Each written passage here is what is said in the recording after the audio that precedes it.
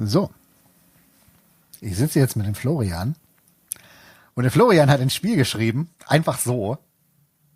Keine Ahnung, wie er sich das vorstellt hier, einfach ein Spiel zu schreiben.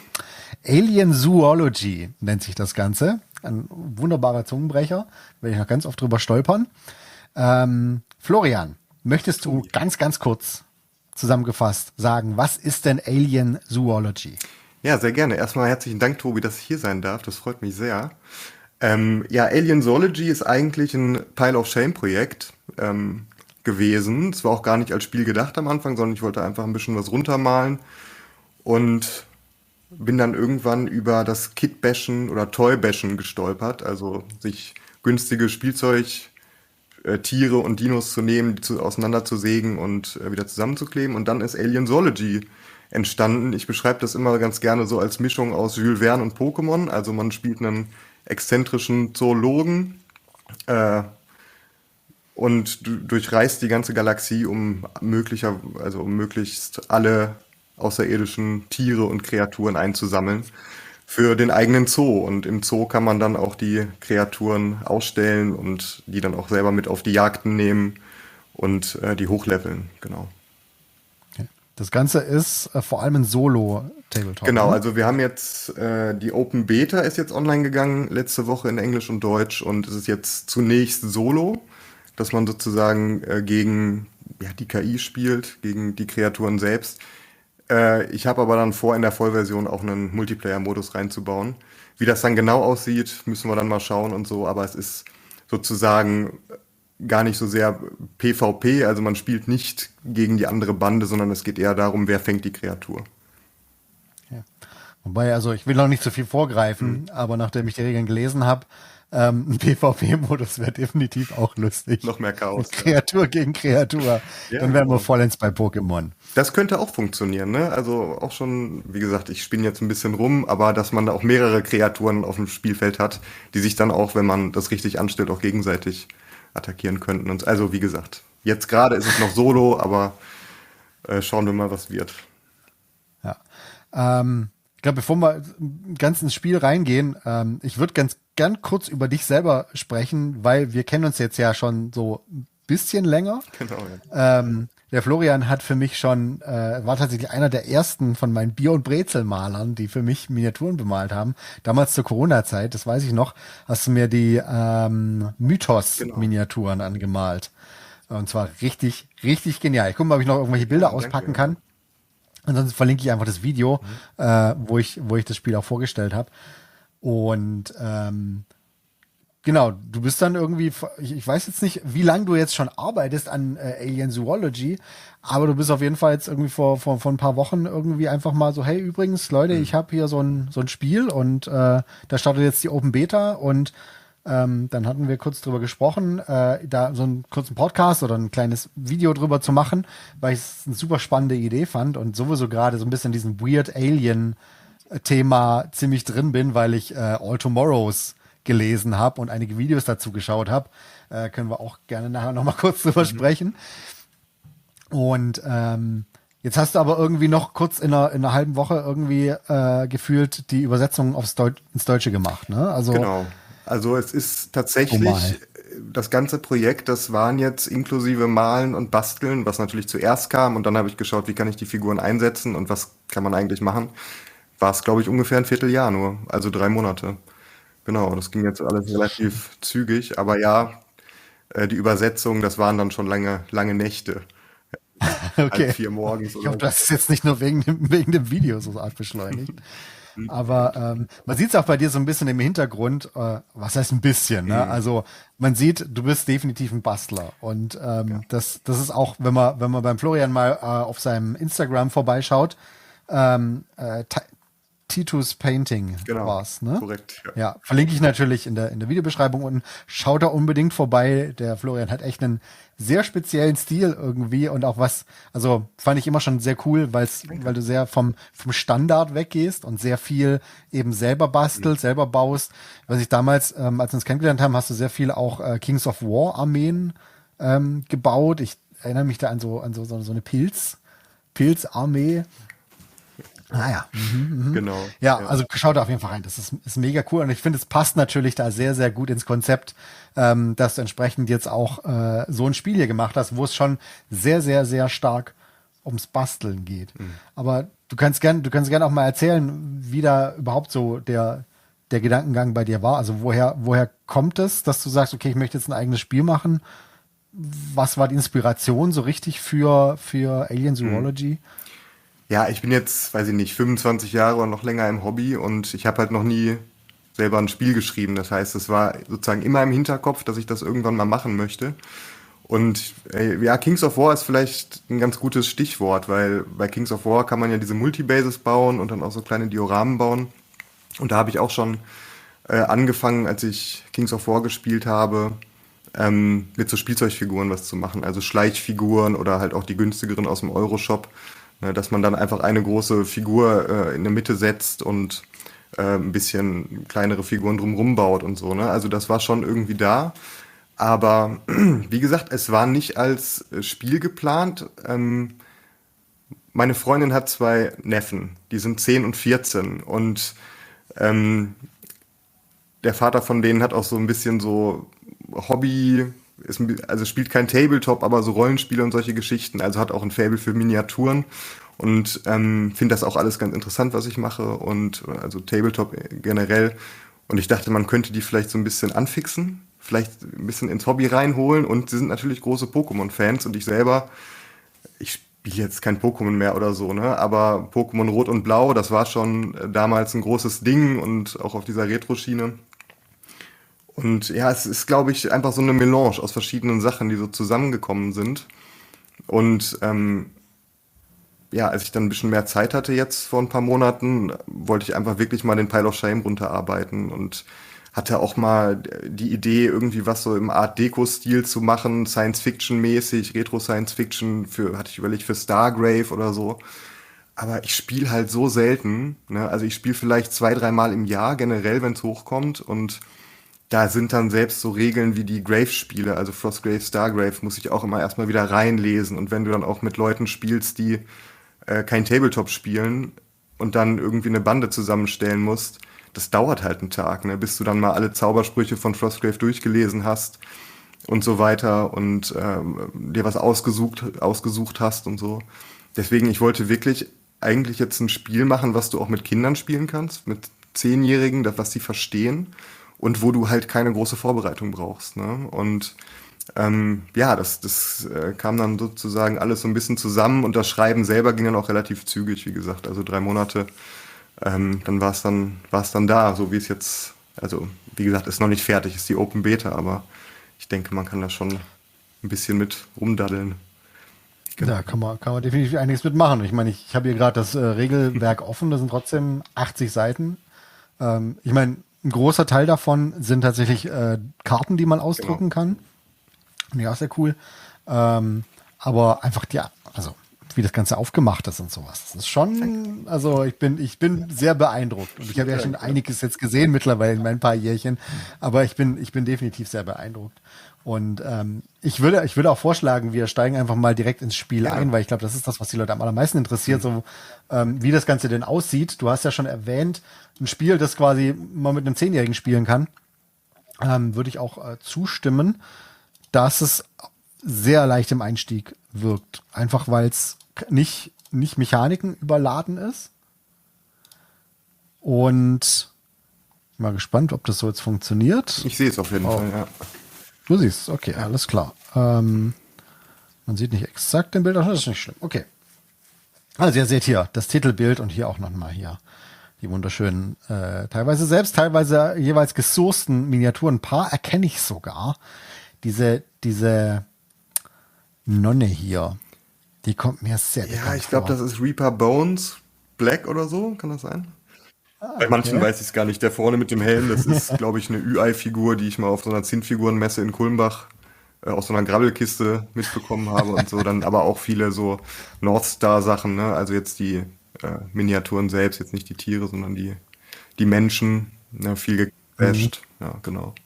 Auch hier, also das ist wahrscheinlich hier ein imperialer Musketenschütze oder Genau, sowas, das oder? ist hier sieht so Warhammer was wie so Fantasy. Warhammer Ich Fantasy-mäßig weiß aus. gar nicht, welche Edition das war, aber mit den Orks. Also schon faszinierend. Aber natürlich die eigentlichen Stars, hier sind sie erstmal ein bisschen im Hintergrund, die Kreaturen. Ja. Und es ist wirklich, ich hab das Spiel, ich hab das Regelbuch aufgemacht, ich habe die ersten Bilder gesehen auf deiner Facebook-Seite, die wir natürlich auch verlinken.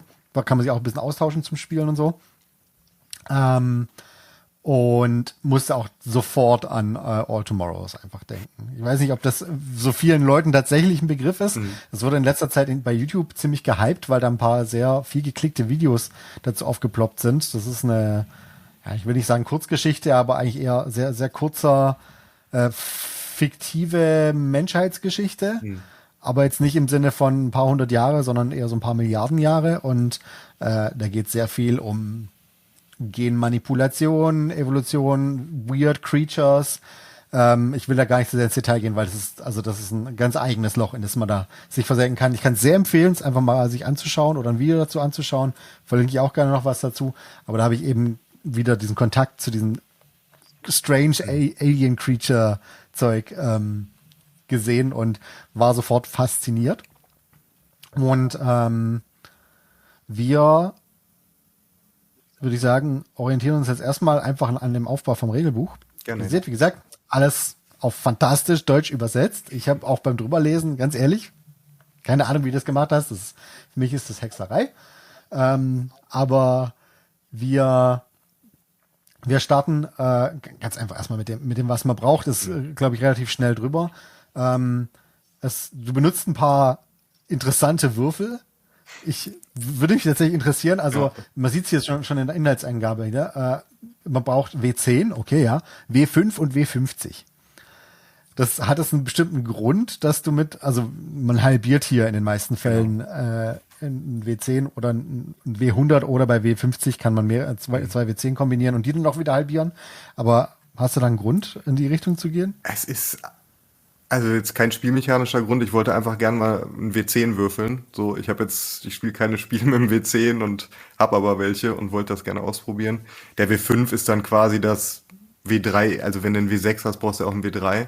Das Äquivalent sozusagen. Okay. Und W5 ist einfach nur, das werden wir gleich noch sehen, wenn man die Kreaturen entdeckt, gibt's riesige Tabellen mit jeweils 50 Einträgen und ich hatte überlegt, W100 vielleicht, also ne, aber das hätte ich nicht füllen können, glaube ich, interessant. Deswegen dachte ich mir, ich bleibe bei 50 verschiedenen Möglichkeiten und wir sehen ja gleich noch, wie der W50 funktioniert. Habe ich auch schon ein bisschen was zugehört, dass manche Leute da nicht so ganz so glücklich mit sind, aber man kann auch einfach einen W100 nehmen und das halbieren, ne? Das geht dann auch. Ja, klar. Genau. Ansonsten, also ich finde, ganz ehrlich, der Einsatz von Emojis in diesem Regelbuch ist genial. Man braucht nämlich verschiedene Marker, die unterschiedliche Rollen spielen im Spiel. Man braucht 3-mal Code, man braucht 3 Eier, 3 Fallen, wenn man einen Großwildjäger hat, 3-mal Futter und ja, genau. Spielfeldgröße auch ein bisschen ungewöhnlich, 75 mal 75 Zentimeter. Ja. Ist, glaube ich, nicht in Stein gemeißelt. Man kann es auch größer oder kleiner machen, je nachdem, wie man lustig ist.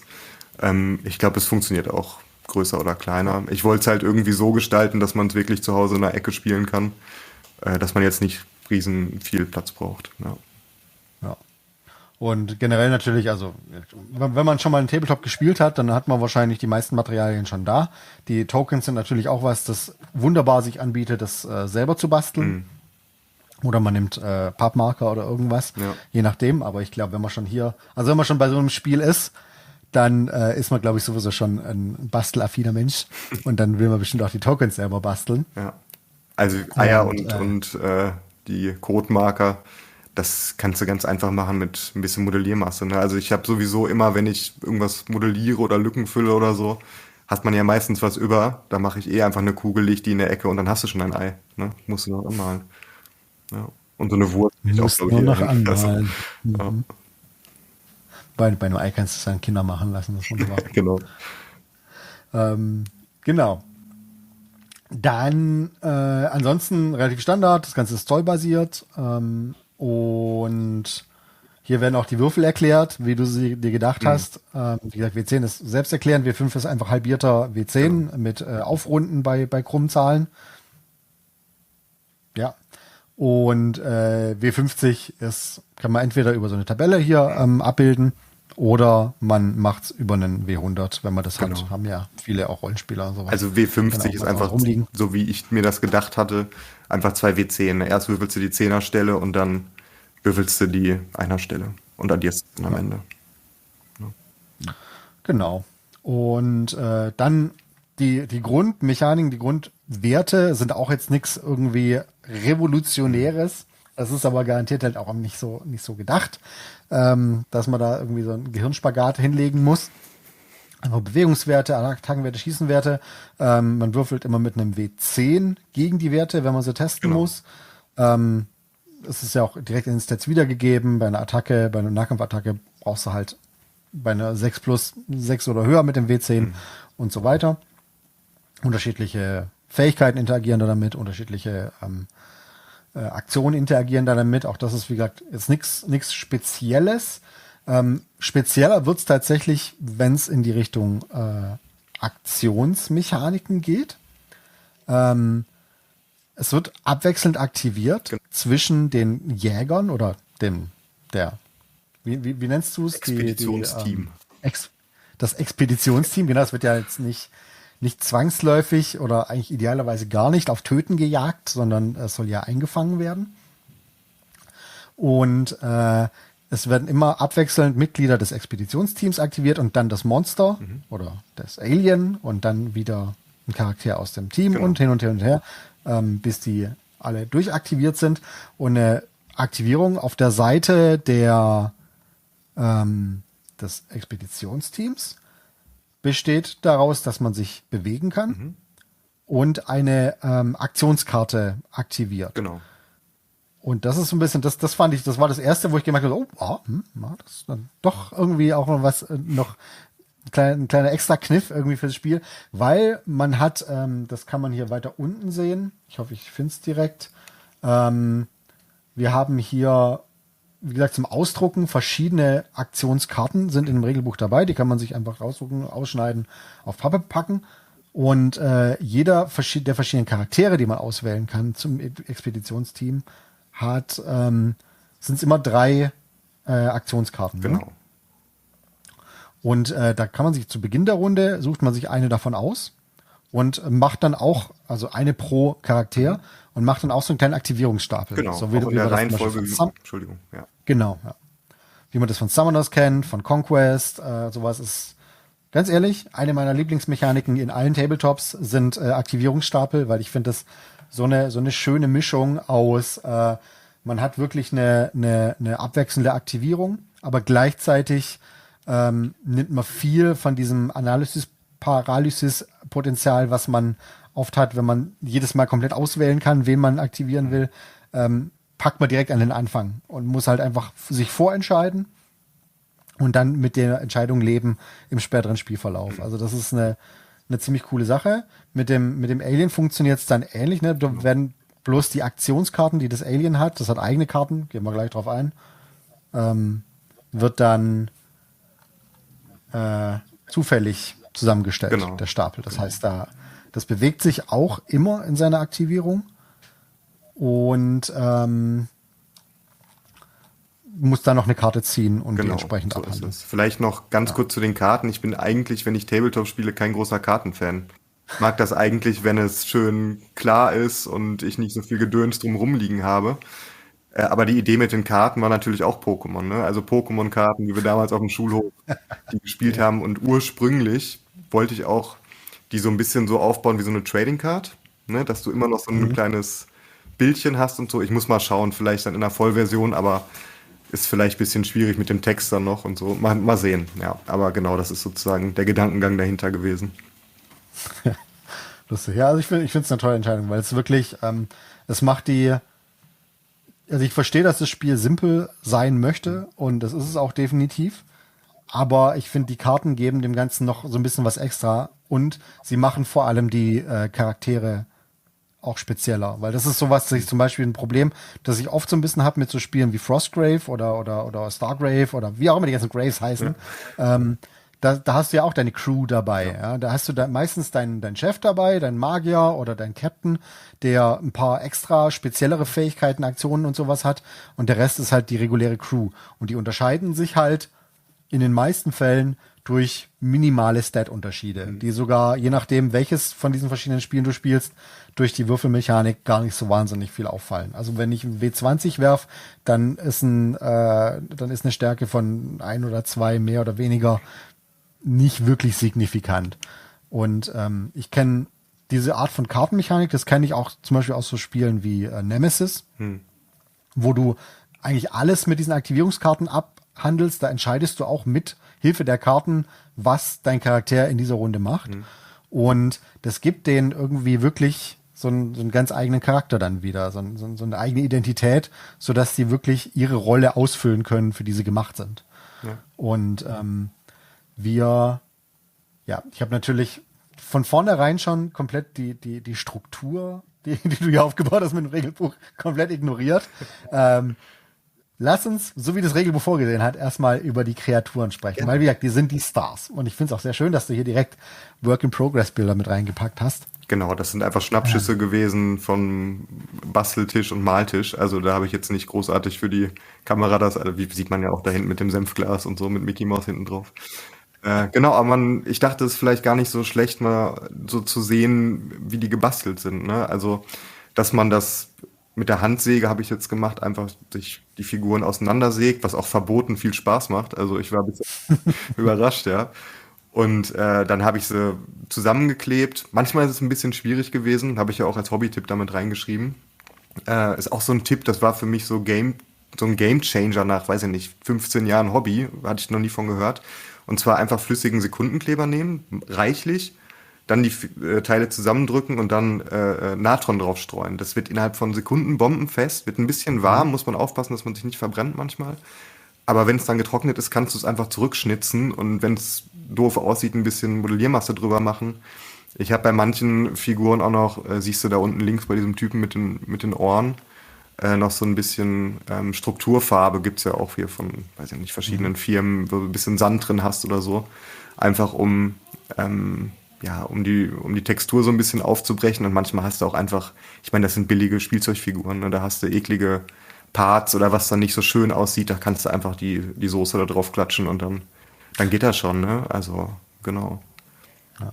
Oder hier das eine Auge da von der Echse ist einfach so ein Soft-Air-Kügelchen halbiert. Ne? Also, und manchmal reicht doch einfach, wenn du den Kopf tauschst. Ne? Also muss man gar nicht zu verkomplizieren und oft wusste ich auch gar nicht. Die ganz genau, Kopf. Das ist wirklich, ja. Das ist auch, also erinnert mich natürlich, ist wahrscheinlich jetzt auch kein Versehen, auch sehr an Gaslands. Genau, das ist auch eine Überlegung gewesen. Ne? Also billige Spielzeuge und dann das sozusagen ins Tabletop übertragen oder übersetzen. Und ich finde es halt einfach gut, weil du bist kreativ, ne? Und ich finde es auch immer gut, wenn du was bastelst und du kannst es für irgendwas benutzen. Klar kannst du Stargrave benutzen oder für andere Spiele oder wie auch immer. Aber, ich weiß ja nicht, also ich bin da so ein bisschen in so einen Bastelrausch gekommen, als ich dann auch neue Karten ausprobieren wollte und so und fand das ganz schön und kann das einfach nur allen Leuten empfehlen, das einfach mal auszuprobieren. Das macht echt Bock und ist halt echt schön billig auch. Ja. Das ist auch, ich meine, du gibst ja sogar im Spiel auch wirklich einen Grund, mehr von diesen Kreaturen zu basteln. Da kommen wir dann auch gleich nochmal drauf zurück. Jetzt erstmal die Kreaturen selber. Im Spiel selbst, ich habe das schon richtig verstanden, man kämpft oder jagt immer nur eine Kreatur gleichzeitig. Genau. Oder ist das, ja, und das Prinzip, was du hier entdecken nennst in den Regeln, ist im Prinzip da generierst du so eine Kreatur. Genau, so ist es, ja. Bietet zwei Möglichkeiten an. Die eine Möglichkeit ist, man würfelt tatsächlich die Eigenschaften aus der Kreatur, indem man eben eine gewisse Anzahl von diesen W50 wirft und auf einer Tabelle, die ist auch hier hinten drin, da sind auch haufenweise witzige, positive, negative, ist völlig egal, Fähigkeiten und Eigenschaften und sowas drin. Manche modifizieren, glaube ich, vor allem die Stats der Kreatur. Andere sind dann wirklich irgendwelche größeren Modifikatoren oder Fähigkeiten und sowas? Genau, also es funktioniert sozusagen in 3 Schritten. Es gibt einmal die Gene, nenne ich das. Jede Kreatur hat 4 verschiedene Gene und das sind dann, ist die Tabelle, wo du Stat-Modifikatoren drin hast, aber auch Sonderregeln, wie zum Beispiel, weiß ich nicht, kann durch Gelände laufen oder hat einen langen Hals, kann über Berge gucken oder so. Und die Idee war auch, dass du was Deskriptives mit drin hast, also eine Beschreibung, wo du dich dann auch orientieren kannst, wenn du es basteln möchtest. Ne? Also, dass du dann schon weißt, das geht in eine bestimmte Richtung. Also die Gene sind das eine und das andere sind dann, was bei Pokémon die Attacken wären, also die Aktionskarten hier. Und da hast du auch nochmal Genau. 5 von, auch auf einer anderen Tabelle mit 50. Das heißt, ich bin nicht gut in Mathe oder nicht so gut. Kann bestimmt irgendjemand ausrechnen. Ich weiß nicht, wie viele verschiedene Möglichkeiten es hier gibt, aber ich glaube, das sind schon ein paar. Also man kann schon, glaube ich, lange spielen, bis man alle Kreaturen, alle Kombos einmal durch hat. So. Ja. Ja, das kann ich mir vorstellen, weil ich war schon selber erstaunt und beeindruckt, wie viele verschiedene, gerade diese Gentabelle ist ja riesengroß, also was da alles drin ist potenziell. Aber das macht es natürlich auch witzig, weil ich meine, wenn man schon so abgefahrene Kreaturen hat, möchte man natürlich auch, dass die abgedrehte Regeln kriegen. Ja. Und ich finde es auch gut, dass es ist hier direkt im Prinzip angeboten, du kannst es auswürfeln und dann basierend auf dem, was du da erwürfelt hast, dir was basteln, was eine super Idee ist, weil du wirklich, wie du sagst, du kriegst Inspiration zum Basteln aus den Eigenschaften der Kreatur. Du kannst dir aber natürlich auch einfach was basteln und dann die passenden Eigenschaften aussuchen. Beides ist legitim, beides geht. Es geht ja darum, dass man Spaß mit der Sache hat. Genau, also Das ist Spaß die steht Frage. an oberster Stelle Ja. und du kannst es nicht falsch machen. Du kannst auch einfach irgendeine Figur nehmen, die du schon hast, ne? Oder weiß ich nicht, wenn du dir schon länger überlegt hast, ich will das und das Monster kaufen und wusste aber noch nicht wofür, dann hast du jetzt eine Möglichkeit, ne? Und kannst sie jetzt hier einsetzen. Genau. Dieses Viech hier mit dem Riesenauge, Ja. irgendwie kommt mir das unglaublich bekannt vor. Echt? Vielleicht bin ich dem schon mal wie hieß dieses Spiel, No Man's Sky begegnet. Kann sein. Habe ich nicht gespielt, aber ist mir ein Begriff, ja, ja. Das ist so, ja, weil man da auch so auf sehr viele prozedural generierte Kreaturen trifft, von denen manche mehr, manche weniger sinnvoll aussehen. Aber das ist halt echt witzig wieder mit diesem riesen Auge und der Flosse hin. Also, richtig gut. Richtig gut. Genau. Und dann haben die Kreaturen noch ein Level. Genau. Das bestimmt vor allem die Lebenspunkte, die Kreaturen Genau, haben. Ne? also das ist nichts anderes also du hast ein Profil, ein unmodifiziertes Profil und da rechnest du dann die Modifikatoren der Gene rein. Und das Level ist nichts anderes als die LP, also Lebenspunkteanzahl vom unmodifizierten Profil. Ist aber sozusagen, wenn du das Spiel dann spielst, wirst du schnell merken, dass je länger die Kreatur überlebt, desto mehr Schaden macht sie und die Teammitglieder haben nicht so viele Lebenspunkte. Das heißt, die werden dann dadurch einfach stärker, dass sie länger auf der Platte sind. Ja, genau. Ach so, vielleicht noch zu den Figuren. Die Überlegung dahinter ist auch, zu den Kreaturen, Entschuldigung.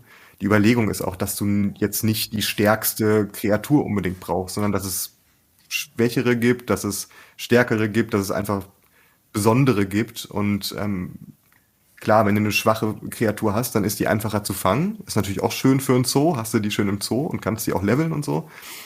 Aber wenn du eine stärkere hast, dann musst du die auch erstmal einfangen. Ne? Also das ist gar nicht so einfach.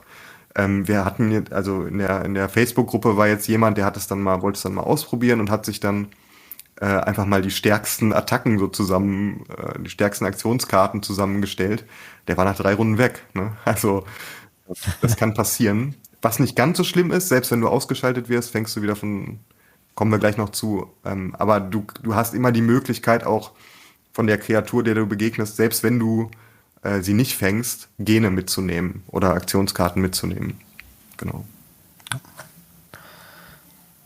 So, genau. Und dann sind wir beim Expeditionsteam. Jupp.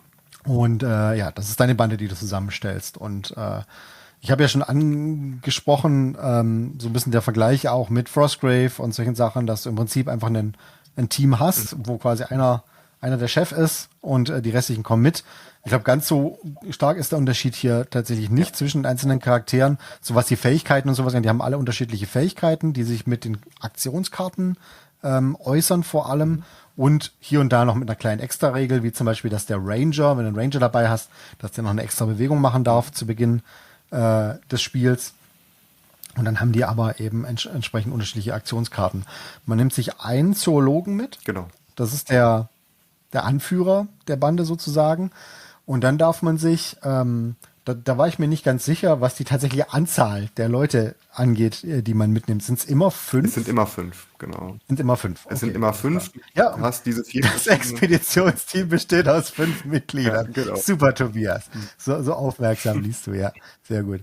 Nee, und genau, man muss aber nicht jeden mitnehmen, sondern man kann theoretisch auch von einem Charakter 2 mitnehmen, wenn man das möchte. So ist ne? es, genau. Also alle haben so ein bisschen Sidequests, würde ich mal. Also der Großwildjäger ist derjenige, der Damage-Dealer wäre das jetzt, ja. Der Ranger auch, aber ein bisschen nahkampflastiger. Und Assistent und Scientist, also Wissenschaftler, sind jetzt nicht besonders stark im Kampf, aber haben so Sidequests, ja. Also der Assistent muss die Scheiße aufsammeln und der Wissenschaftler sammelt die Eier auf, ne? Genau. Ja.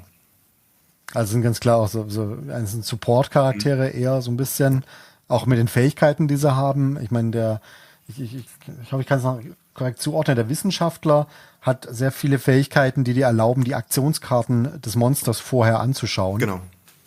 Und eventuell auch quasi zu manipulieren, was er als nächstes macht, weil er eben diese Kreatur so genau erforscht hat.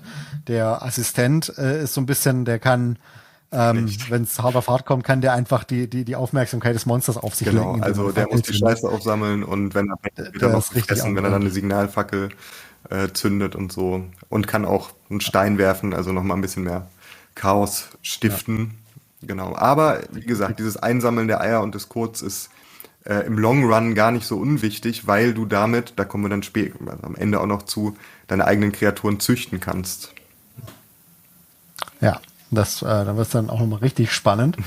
Aber wie gesagt, ihr seht, also es sind jetzt nicht super viele Charaktere, die man da bauen kann.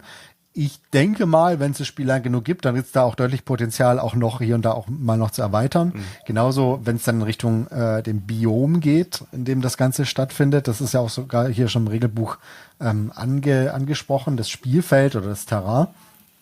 Das sind nämlich die fremden Welten, in dem das Ganze stattfindet.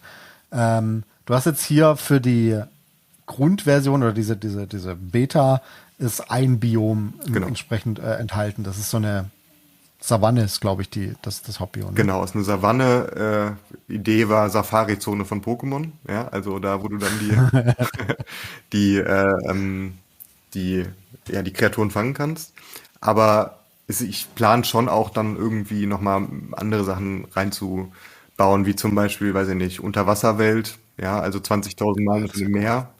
Wäre schön. Du bist ja auch quasi der Meister, ganz ehrlich. Bitte? Also wenn du da bist du ja der Meister. Du bist ja irgendwie der Meister der Leuchteffekte und Unterseeeffekte. Ich meine, wie gesagt, ich habe meine Figuren hier im Strang stehen. Ich weiß, wie das aussieht bei dir. Und das wäre natürlich schon. Genau, also Unterwasser oder Vulkan, also so ein bisschen wie die Pokémon-Typen, ne? Nur dass du halt die Kreaturen nicht die Typen haben, sondern das Biom hat die Typen.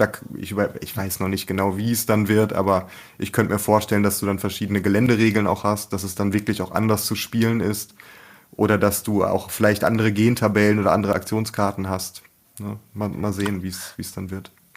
Das ist auch das, was ich zuerst gedacht habe, irgendwie, gerade wenn es um das Habitat geht, dass jedes Habitat so seine eigenen speziellen Geländestücke mitbringt, die dann wieder eigene Effekte haben und sowas. So wie es hier ja auch schon ist, dass du hast ja die verschiedenen Geländetypen wirklich ganz klare Regeln haben und dass es auch so vorgesehen ist, dass alle Geländetypen präsent sind auf dem Spielfeld, dass man die dann auch wirklich nutzt, um eben dieses Habitat abzubilden und dass man da dann natürlich auch wieder gerade mit irgendwie so ein bisschen extremeren Umfeldern wie so ein Vulkanplanet oder Unterwasser oder sowas, dass man da noch ein bisschen anders spielen kann und natürlich auch das sehr, sehr einfache Regelsystem irgendwie auch dann wieder anreichern kann durch irgendwelche witzigen Extra-Effekte. Ja. Finde ich ein super Potenzial, was da drin steckt. Also ich wäre definitiv dafür. Super. Ja. Ich habe es auch versucht, extra einfach jetzt zu halten, ne? Dass du wirklich ganz simpel Felsen hast, wo du nicht durchlatschen kannst, dass du Oasen hast, wo die Kreatur Energie herbekommt und dass du dann halt noch ja, wie schwieriges Gelände in anderen Spielen hast, ne? Also Wälder oder hohes Grasland, High Grass und so. Ja. Ja. So, gucken wir mal, was als nächstes kommt. Die Jagd, genau. Da geht es dann tatsächlich um die Grundmechaniken. Ich habe ja schon, schlau wie ich bin, direkt ein paar Sachen vorgegriffen, was die Grundmechaniken angeht. Wie gesagt, abwechselnde Aktivierung zwischen dem Team und dem Monster, der Kreatur. Sachen wie Sichtlinie und Bewegung, wie gesagt, auch das hat man schon mal gesehen, kennt man alles. Sehr schön finde ich, keine True Line of Sight, sondern tatsächlich auf der Base basierend. Bin ich auch immer ein Fan davon, dass man wirklich oben drauf guckt auf die Figur und dann die Sichtlinie zieht mit 360-Grad-Sichtlinie. Da muss ich schon meine Bases nicht markieren, das ist auch immer eine schöne Sache. Und du kannst mehr basteln, ne? Also du kannst natürlich die Kreatur riesengroß basteln oder klein oder spielt keine, also spieltechnisch ist es egal, ne? Es geht dann nur darum, wie groß ist die Base, aber auch da kannst du eigentlich machen, was du möchtest, ne? Ich sage 5 bis 10 Zentimeter im Durchmesser, aber du kannst es auch größer oder kleiner machen. Es ist nicht egal, aber die Freiheit sollte man sich dann schon rausnehmen, glaube ich, gerade bei so einem Ja, also gerade bei so einem Spiel definitiv. Und ansonsten, also es ist wirklich, also ich stimme komplett zu, das sind alles Regeln letzten Endes, die hat man in 5 bis 10 Minuten erklärt, auch jemanden, der noch nicht viel Spielerfahrung hat. Gerade gutes Beispiel, der Nahkampf. Im Prinzip, ein Nahkampf wird ausgelöst, wenn man im Rahmen von einer Bewegung in Kontakt mit einem Gegner kommt. Genau. Das hält einen nicht auf, also rein theoretisch kann man nach einer Nahkampfattacke auch weiterlaufen, Genau. also solange man noch Bewegungspunkte hat oder Bewegungsreichweite hat. Aber der Nahkampf wird halt ausgelöst und man kann pro Aktivierung nur mit einmal einen Nahkampf auslösen mit dem einen Modell. Also sagen wir mal, dadurch, dass man immer bloß gegen einen Alien kämpft, kann man quasi mit jedem Charakter pro Runde nur einmal im Nahkampf kämpfen. Genau. Aber das Monster kann mehrfach kämpfen, weil es Genau. sich durch Leute theoretisch durchbewegen kann auf dem Weg zu seinem Ziel und mit jedem von denen einen Nahkampf auslösen. Genau. Und der Nahkampf abgehandelt wird einfach bloß wieder mit einem W10 gegen den Angriffswert muss man bestehen. Dann gibt es einen Verteidigungswurf, den das Ziel bestehen muss und ansonsten verliert es einen Lebenspunkt. Genau. Und hier und da gibt es, glaube ich, Waffen, wie zum Beispiel der Großwildjäger, wenn der schießt. Also es wird nicht immer nur ein Schadenspunkt verursacht, sondern der kann zum Beispiel W5 Schaden verursachen mit seiner antiken Großwildjagdflinte. Genau. Und so. Genau, und Nahkampf ist, also das wird automatisch getriggert während der Bewegung. Wir hatten ja am Anfang gesagt, Bewegung und Aktionskarte. Du kannst aber, wenn du eine Aktionskarte hast und das da drauf steht, auch theoretisch noch einen zweiten Nahkampf haben. Ne? Also in dem gleichen Zug. Das kann auch passieren. Ja, und da sehen wir auch ein Beispiel. Man sieht hier auch schon diese ärgerlichen Smileys, die stehen für den Agro-Wert. Das ist wiederum wichtig. Das ist gerade bei einem Solospiel natürlich wichtig zu steuern, wie sich der Gegner, die KI verhält. Und du machst es hier vor allem über den Agro-Wert, der durch verschiedene Sachen aufgebaut wird. Also gibt es verschiedene Kriterien, ne? Also wenn du irgendwie ein Ei aufsammelst von der Kreatur und sie sieht dich dabei, dann steigt der Aggro-Wert der Kreatur, die das Ei aufgesammelt hat. Ich glaube, eine Nahkampfattacke verursacht oder Allgemeinschaden verursacht Aggro. Genau, also die Grundregel ist, wenn du einen HP oder einen LP abziehst, kriegst du einen Aggro. Ne, und Aggro baut sich auch nicht ab, das ist kumulativ, das wird immer mehr und immer mehr. Und dann gibt's nur besondere Fälle, wie zum Beispiel, wenn du das Ei aufsammelst und du in Sichtlinie zur Kreatur bist, dann kriegst du auch 2 Aggro. Ich weiß gar nicht, ob es jetzt noch andere gibt. Also ich glaube, dann über die Aktionskarten gibt's noch andere, aber eigentlich ist es so, 1 HP Schaden, 1 Aggro. Ja. Und ich glaube, einzige Ausnahme sind die Fallen vom Großwildjäger. Ne? Haha, das habe ich mir gemerkt. Und es gibt dann natürlich auch, über diese Akku-Geschichte gibt es auch Möglichkeiten, irgendwie den Akku abzulenken oder zum Beispiel, wenn der Assistent seine Fackel zündet und auf sich zu lenken, dann bekommt der einen ordentlichen Agro-Boost, damit der dann tatsächlich das Ziel wird. Oder der Ranger kann Futter auslegen, das dann wiederum die Kreatur anlocken kann und so. Genau. Und nachher, wer den höchsten Agro-Wert hat, ist halt generell erstmal das Ziel für die Kreatur. Also der höchste Agro-Wert in Sichtlinie ist dann das Agro-Ziel. Du kannst jetzt, weiß ich nicht, 20 Aggro haben und aber wenn du hinterm Berg stehst, dann ist es egal. Also in Sichtlinie und genau, Essen hatten wir auch noch hier, dieses Futter hat selber 2 Aggro, ne? Also selber ein bisschen Aufmerksamkeit. Genau. Ja. Auch sehr schön finde ich, dass der Ranger, wenn er das Futter quasi auswirft, verliert er selber 2 Aggro, weil er das Futter ja an sich getragen hat und das Aggro ist dann halt am Futter dran, Genau. weil die Kreatur hungrig ist. Kann er ein bisschen was abbauen, so ist es. Ja, Ja, genau. ja und da sehen wir nochmal das Und Beispiel mit A, B, C, wie das mit dem oh ja. Nahkampf ist. Also unten links ist sozusagen die Kreatur am Start, ja, also während sie sich bewegt und am Anfang der Bewegungsphase, sage ich jetzt mal, ist sie in Base-Kontakt mit einem Mitglied und dann läuft sie einmal über B rüber zum Agro-Ziel nach C und jeder von diesen dreien ist jeweils ein Nahkampf.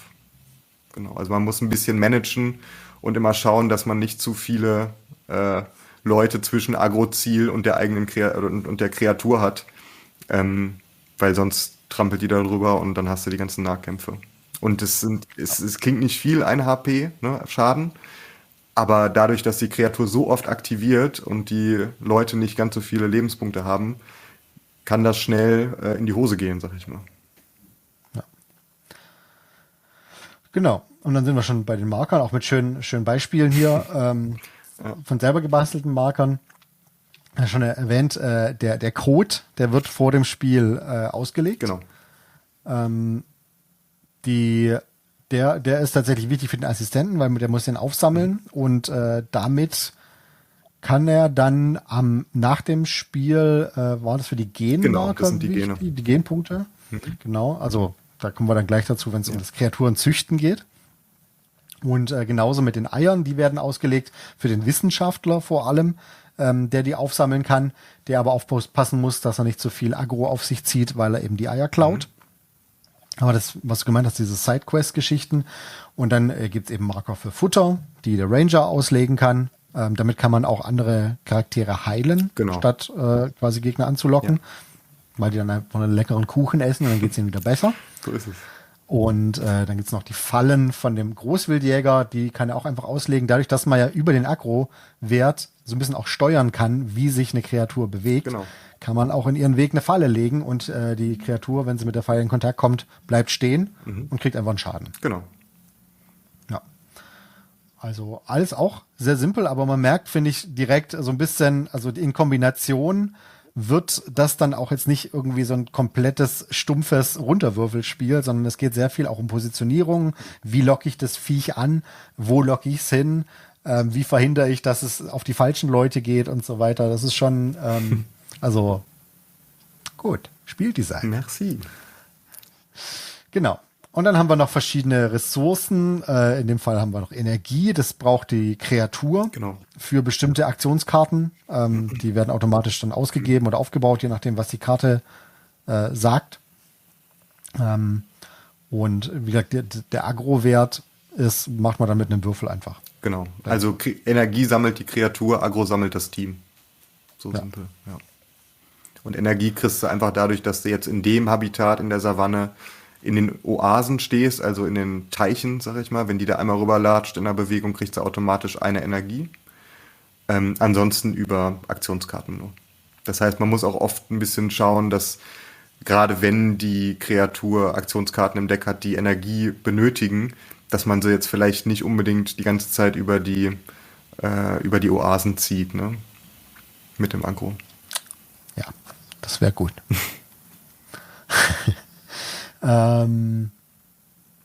Genau, das ist jetzt hier, was man braucht für das Spiel und sowas.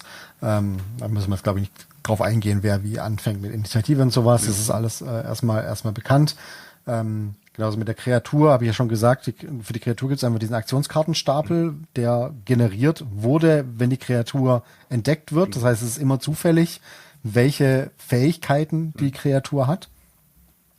Später auch, je nachdem, wenn man dann eine Kreatur im eigenen Team hat, dann hat die auch eigene Fähigkeitenkarten. Da reden wir gleich drüber. Aber dadurch hat man immer so ein bisschen, die Bewegung ist bekannt, die macht sie einfach auf das nächste Ziel zu, also das Agro-Ziel, wenn eins vorhanden ist. Ansonsten wird einfach per Abweichungswürfel entschieden, wo sich es hinbewegt.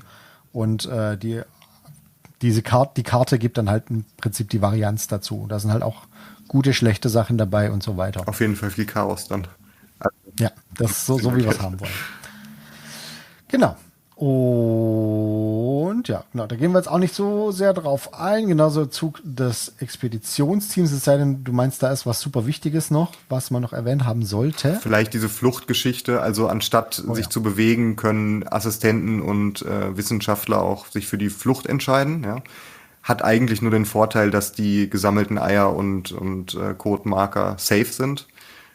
Es gibt einen Fluchtwert, der auch im Profil steht, den muss man entweder erwürfeln oder, und das ist in der englischen Open Beta noch nicht drin, das ist jetzt nur für also in die deutsche mit reingekommen, dass du auch über die Spielfeldkante, wenn du absichtlich dich drüber bewegst, sozusagen die Sachen in Sicherheit bringen kannst.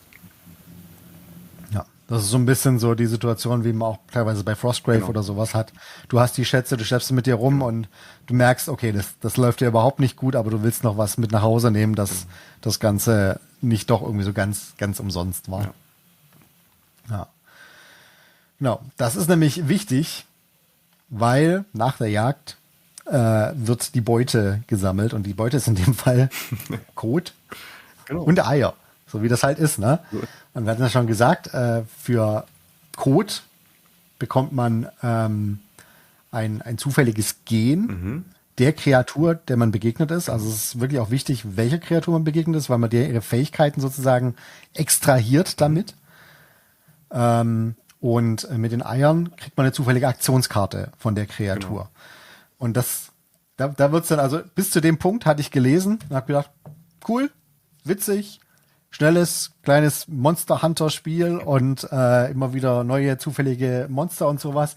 Als ich das dann gelesen habe, dachte ich, okay, ja, okay, ich verstehe. Das ist richtig cool, weil mit diesen Genen und Aktionskarten, die man da hat, kann man sich neue Kreaturen züchten. Genau.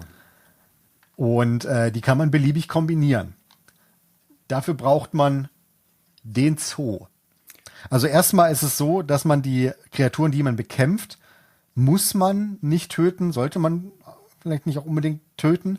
Die kann man quasi einfangen und zähmen und in den Zoo bringen. Dafür hat der Zoologe eine spezielle Fähigkeit, wo man dann gegen die übrig gebliebenen Lebenspunkte würfeln muss, der Kreatur. Das erinnert mich sehr an Monster Hunter übrigens. Wo man ja auch ein Monster erlegen kann, um seine ganzen hier Ressourcen, hier Schuppen und was weiß ich was alles zu kriegen. Aber du kannst die Kreatur auch lebend fangen, aber dafür musst du sie quasi unter einen bestimmten Threshold bringen und dann betäuben und dann kannst du sie lebend einfangen und kriegst dann noch einen Bonus. Also entweder du fängst sie, hast sie dann in deinem Zoo und kannst sie selber einsetzen in den nächsten Jagden. Oder du erlegst sie, was manchmal auch zufällig und aus Versehen passiert. Ja, also du musst die Aktionskarten spielen und wenn du jetzt den Zoologen hast und der wirft ein Netz und es klappt nicht und danach ist dann aber noch der Großwildjäger und der setzt nochmal einen schönen Schuss und dann ist er erlegt, ist nicht optimal, aber du hast dann natürlich trotzdem die Aktionskarten und die Gene, die du zum Züchten nutzen kannst und wenn du selbst eine Kreatur hast, die das gleiche Level hatte oder ein niedrigeres Level, steigt die ein Level auf. Also wenn man die jetzt, die wilden Kreaturen, sag ich jetzt mal, erlegt, ist es nicht optimal, aber geht noch. Also schlimmer ist es, wenn dein ganzes Team weg ist, dann war's das. Ne? Dann kriegst du halt nichts. Ja. Und das ist, also das ganze Spiel ist im Prinzip darauf ausgelegt, wirklich, ich meine, diese Pokémon-Aspekte, den du schon mehrfach jetzt genannt hast, der ist da halt wirklich Programm, ne? Dieses Catch them all, bloß dass du halt unendlich Möglichkeiten quasi hast und dir auch deine eigenen Pokémon bauen kannst. Genau. Das ist, glaube ich, so, du hast einerseits die Möglichkeit, die wir gerade genannt haben, du sammelst eine Kreatur ein, bringst sie mit in deinen Zoo und kannst die in der nächsten Jagd, in der nächsten Expedition mitnehmen. Und die kann dann auch ihre Fähigkeiten einsetzen. Allerdings setzt du sie dann ein wie ein Expeditionsmitglied. Also es wird nicht mehr zufällig gezogen, welche Fähigkeiten sie einsetzen, sondern du kannst entscheiden, welche sie einsetzen. Das ist wahrscheinlich immer irgendwie sinnvoll, da eine Kreatur mitzunehmen, wenn man sie hat, weil du hast halt letzten Endes einen Mitstreiter mehr. Wobei dadurch aktiviert auch das Monster öfter. Das ist auch, ja. Aber du hast auf jeden Fall die Möglichkeit, gute Fähigkeiten einzusetzen. Es kann aber natürlich auch sein, dass gerade wenn du eine Kreatur eingefangen hast, die jetzt gar nicht so dolle ist, weil sie irgendwie ein bisschen ungeschickte Kombination aus Fähigkeiten hat, ist erstmal nicht so interessant. Aber du kannst sie ja dann noch domestizieren. Genau. Das heißt, du kannst Fähigkeiten austauschen. So ist es. Also die Kreatur selbst kannst du gar nicht extra mitnehmen, sondern die ersetzt einen Slot von deinem Team. Heißt, wenn du sie mitnimmst, dann, ein Fehler, ja. weiß ich nicht, kannst du vielleicht den Assistenten nicht mitnehmen oder den Big Game Hunter nicht mitnehmen oder so. Das heißt, du musst auf eine von diesen Sidequests verzichten. Und das Domestizieren ist, dass du eine Kreatur hat immer zwischen 5 und 8 Aktionskarten. Und du kannst diese gesammelten Aktionskarten, die du aus den Eiern gezogen hast, nicht nur zum Züchten einsetzen, sondern auch deiner Zookreatur geben. Und du kannst immer auch schlechte Aktionskarten rausnehmen. Du musst am Ende des Domestizierens halt nur 5 bis 8 haben. Die Gene bleiben immer gleich, ja, also die kannst du nicht ändern, aber du kannst die Aktionen ändern. Und also, wenn ihr dem Ganzen hier schon bisher gefolgt seid und wie wichtig der Bastelaspekt ist von diesem Spiel, dann seht ihr wahrscheinlich jetzt relativ schnell, wie genial das eigentlich ist, dass man hier im Prinzip dazu animiert wird, immer wieder neue Kreaturen zu basteln.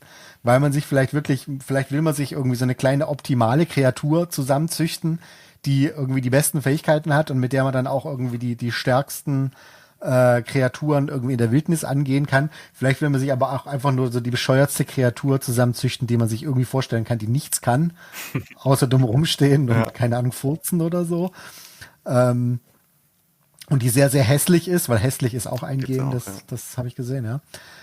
Also man kann hier extrem viel machen und wie gesagt, dieser Sammelaspekt ist da sehr, sehr stark drin. Man sammelt eben nicht nur diese reinen Stats, Regeln und Fähigkeiten der Kreaturen, sondern es wird einem immer wieder eine Vorlage gegeben, was Neues draus zu machen. Ob man jetzt die Kreatur, die man schon hat, vielleicht sogar umbaut, wenn man sie nochmal neu domestiziert, dann züchtet man ihr vielleicht doch noch einen extra Arm dran oder sowas.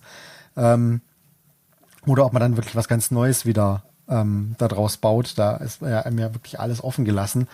Und das ist ja auch so ein bisschen so das, in Anführungszeichen, Kampagnensystem, ne? Weil in bester Pokémon-Manier entwickeln sich nicht deine Expeditionsmitglieder, sondern es entwickeln sich die Kreaturen, die du sammelst. Du kannst sie ja auch aufleveln zum Beispiel. Genau, es steht auch in den Regeln drin, wenn du jetzt, weiß ich nicht, eine Kreatur hast und die ist jetzt schon einige Level aufgestiegen, hat neue Aktionskarten dazu bekommen, kannst du natürlich auch eine neue Version basteln, ne? Das ist jetzt, das Pokémon entwickelt sich, würde ich jetzt mal so sagen, ne? Dass du einfach dann einen Bisasam statt einem Bisasam hast oder so, ne? Das kannst du machen. Es gibt einen kleinen Trick, wie du auch die Expeditionsmitglieder ein bisschen besser machen kannst. Und zwar hat der Assistent die Fähigkeit, in Geländestücken Items zu finden. Und da gibt es auch nochmal eine extra Item-Tabelle. Da kommen wir dann aber, glaube ich, genau, wenn wir jetzt die Tabellen durchgehen, gibt es auch noch. Da gibt es dann einmal so Sachen, dass du ein bisschen Stats besser machen kannst, aber als Hauptgewinn kannst du zum Beispiel auch einen Sattel finden und kannst auf eine Kreatur aufsatteln, ne? Und kannst das dann wieder umbasteln, ne? Also, genau. Ja, also das ist einfach so genial, weil das irgendwie so ineinander greift. Irgendwie so dieses wirklich mechanische Spiel selber und diese Bastelliebe, die da irgendwie rauskommt. Also ich hoffe echt, dass da ganz viele Leute, die deutlich talentierter sind als ich, sich richtig dran austoben an dem Spiel. Ich möchte das alles sehen. Also wenn ihr irgendwas bastelt da draußen, ja, bitte, bitte, bitte, verlinkt mich, taggt den Florian. Wir wollen das alles sehen. Und postet im Facebook und überall. Genau, in der Facebook-Gruppe wird auch schon lustig gekitbasht. Also ich habe das ja nicht erfunden, dieses Toy-Bashen, das gibt's ja schon länger und gibt ja auch diese Facebook-Gruppe Super Cheap Wargaming, wo die Leute das auch machen. Genau, und das ist schon echt lustig und manchmal auch so Sachen, wo du denkst, da wäre ich gar nicht drauf gekommen, ne? Also weil es ja so viele verschiedene Figuren gibt, Spielzeuge und es muss ja auch keinen Sinn ergeben. Du kannst ja einfach irgendwie was zusammenkleben und anmalen und ja, genau. Ja, und hier haben wir jetzt quasi zum Schluss noch die Tabellen, auf denen man würfelt. Das brauchen wir jetzt zum Beispiel zum Entdecken der Kreaturen. Die Gentabelle erstmal sind wenig überraschend, wenn man 50 würfelt, sind 50 unterschiedliche Fähigkeiten dabei. Wie gesagt, sind relativ einfache Sachen wie massiv, dass die Kreatur einfach mal 10 Lebenspunkte extra kriegt. Das klingt sehr unangenehm. Ja. Sie kann aber auch Minus-Lebenspunkte haben. Sie kann hässlich sein. Sie kann Warnfarben haben. Also ihr seht ja, es gibt Sachen, die machen einfach bloß, verändern die Stats. Auch immer so ein schöner, kleiner, beschreibender Text dabei. Und es gibt aber auch Sachen, die dann wirklich andere Sachen modifizieren oder Sonderregeln geben und sowas, sodass da wirklich sehr viel Potenzial ist, dass man wirklich weirde, chaotische, unberechenbare Kreaturen da produziert werden. Vor allem, wenn man es noch kombiniert. Ich muss ein bisschen scrollen. Also da ist einiges dabei. Ja, also ich glaube 50. Und das Schöne ist, es ist ja trotzdem erweiterbar. Ne? Also Genau. wenn man überlegt, man hat dann vielleicht habitatspezifische Ja. Tabellen noch dabei oder so. Das ist Ein Fass ohne Boden. das schreibt sich ja quasi von alleine hier. Ja.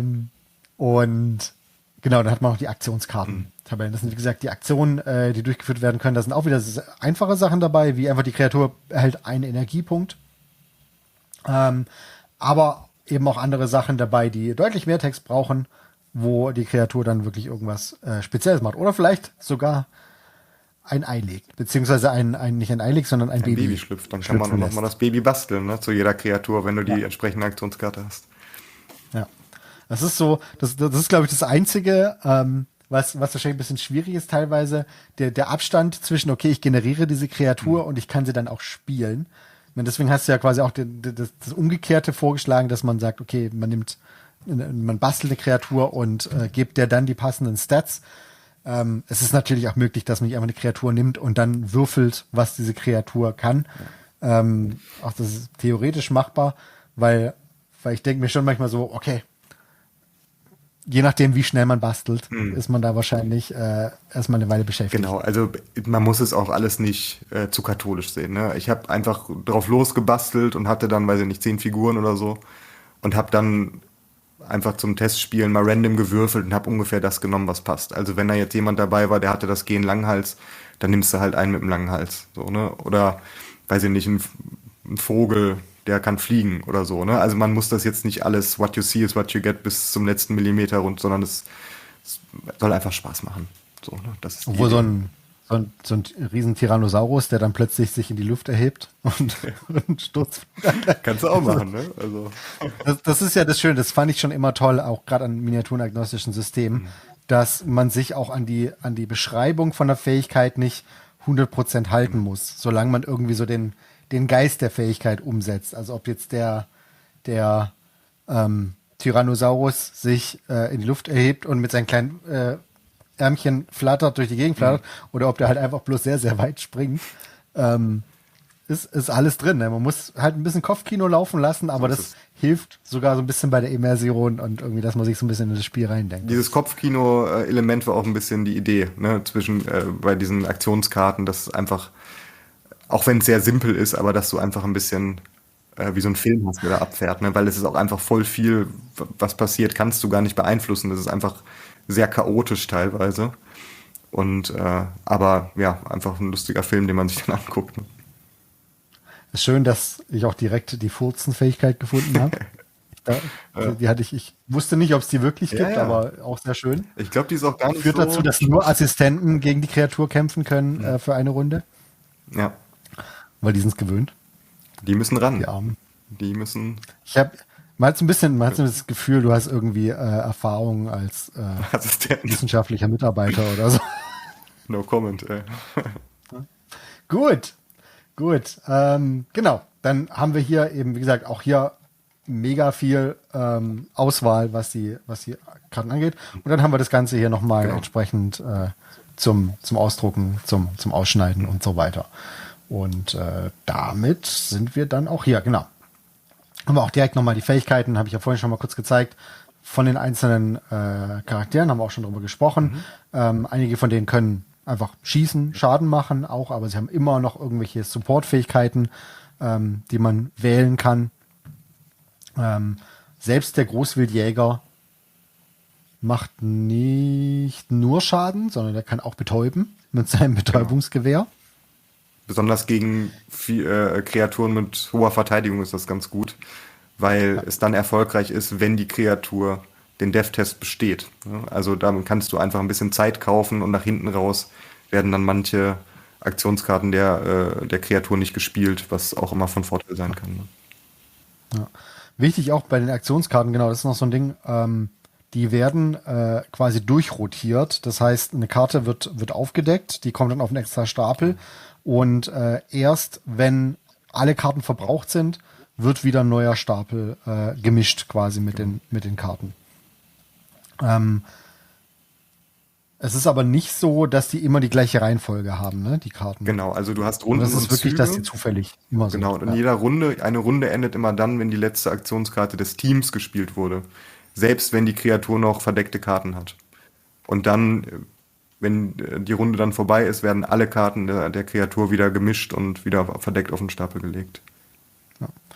Da fällt mir direkt eine lustige Variante ein, wo man einfach einen anderen Spieler oder jemanden Unbeteiligten die Fähigkeiten auswürfeln lässt von der Kreatur, sodass der Spieler, der das Expeditionsteam spielt, erst während dem Spiel erfährt, was die Kreatur kann. Das wäre auch nicht schlecht, ja. Es gibt auch das Gen sonst weiß man's intelligent, schon, wo dann ein zweiter Spieler die Kreatur übernimmt und diese ganzen Kreaturenregeln gar nicht zum Tragen kommen, sondern der Spieler die bewegt und dann auch die Aktionskarten aussuchen kann. Also es ist Solo, aber es ist so ein bisschen versteckt dann auch ein PvP dann noch mit drin. Ja. Oder, also ohne jetzt direkt hier anfangen wollen, Regeln zu schreiben, aber du kannst auch direkt so eine Art Morphling-Kreatur bauen, die halt einfach unberechenbar ist und wo man halt wirklich quasi das erste Mal, wenn sie eine Fähigkeit einsetzen würde, dann wirfst du den Würfel. Kannst du auch machen. Für die Fähigkeit. Und dann tust du die Karte raus und die ist dann natürlich für die späteren Sachen drin, aber einfach, wenn man so ein bisschen noch mehr Chaos einfach haben will. Das klingt gut. Weil ich stelle es mir schon witzig vor, irgendwie, wenn dann so ein Ding plötzlich auf einen zurauscht und dann furzt. Und, ja. Also vielleicht ist das auch mein sehr infantiler Humor. Keine Ahnung. Genau, und da ist die Item-Tabelle noch, von der du gesprochen hast, weil es gibt eine spezielle Aktion vom Assistenten, der kann Items suchen. Genau. Statt nur Scheiße aufzusammeln. Aber das macht er immer. Ja.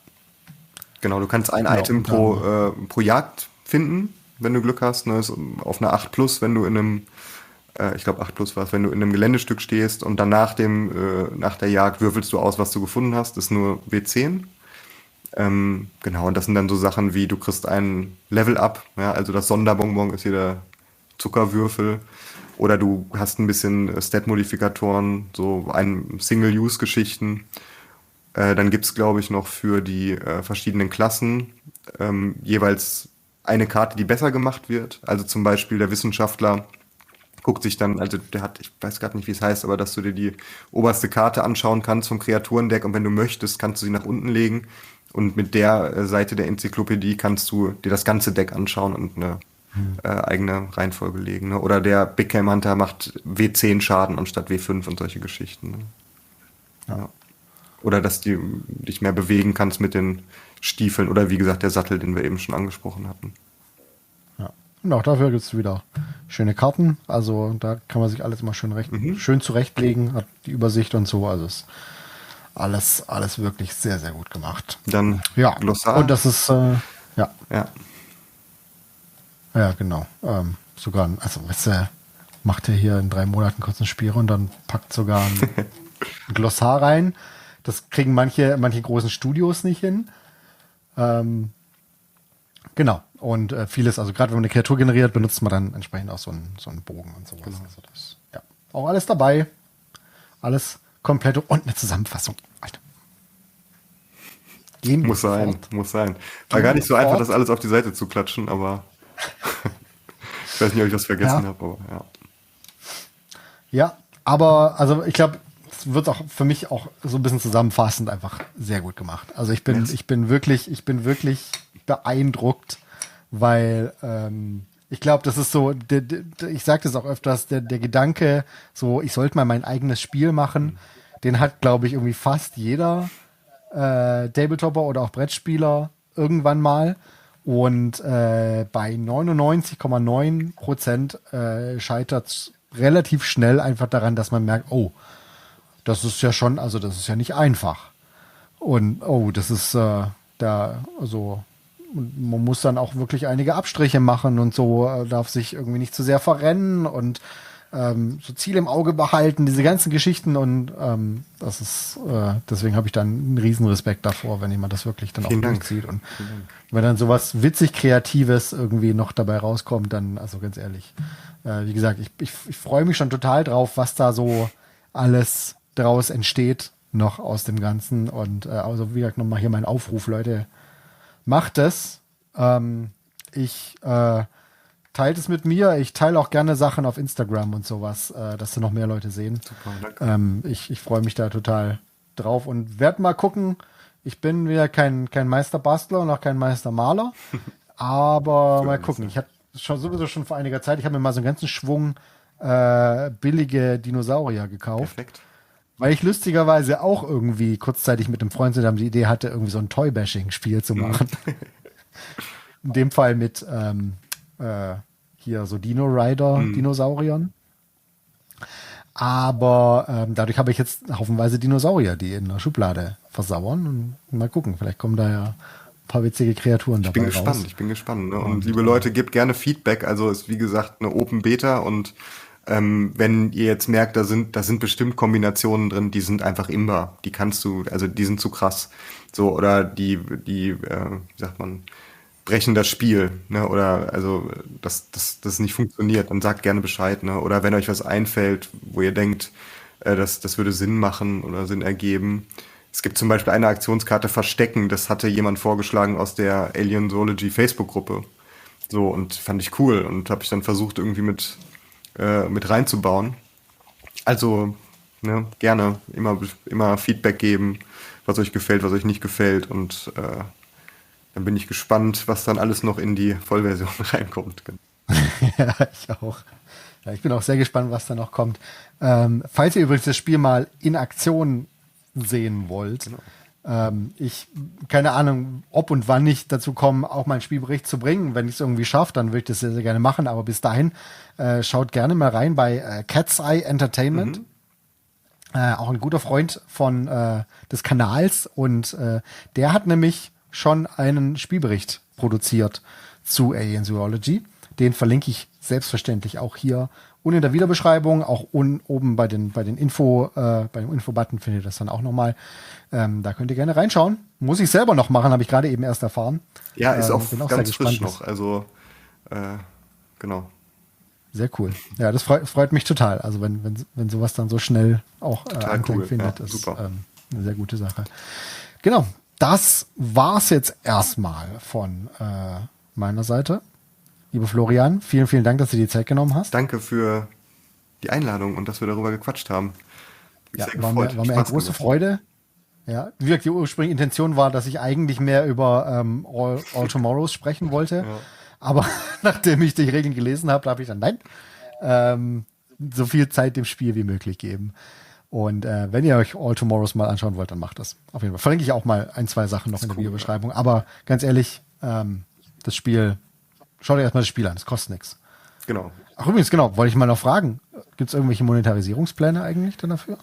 Also habe ich nicht vor. Es ist sozusagen aus der Community für die Community und es sollen möglichst viele Leute spielen und ich bin auch gespannt, wohin die Reise geht und so. Ich habe ein bisschen im Hinterkopf vielleicht, ich bin so ein Buchtyp, ich mag das immer gern, wenn ich ein Buch habe und es ist dann schon schöner als sowas hier ausgedruckte. Vielleicht mache ich irgendwann mal eine Auflage, wenn es dann soweit ist oder so. Oder dann vielleicht auch mit der ersten Erweiterung, wo du dann verschiedene Habitate noch mit drin hast, dass man dann so ein Buch hat, vielleicht über Kickstarter oder so. Aber es gibt nichts Konkretes und es bleibt auch umsonst spielbar, auf jeden Fall. Sehr, sehr, sehr cool. Guter Mann. Schön, dass wir dich in der Community haben. Und genau, vielen Dank. Und auch euch, liebe Zuschauer, vielen Dank fürs Reinschauen. Nächstes Video kommt. Mal gucken. Aber freue ich mich, dass ich jetzt hier tatsächlich mal aus der Versenkung kommen konnte für so ein tolles Spiel. Dann bis zum nächsten Mal. Lieber Florian, wir hören voneinander. Das machen wir. Und genau. Dann macht's gut. Ciao, ciao. Tschüss.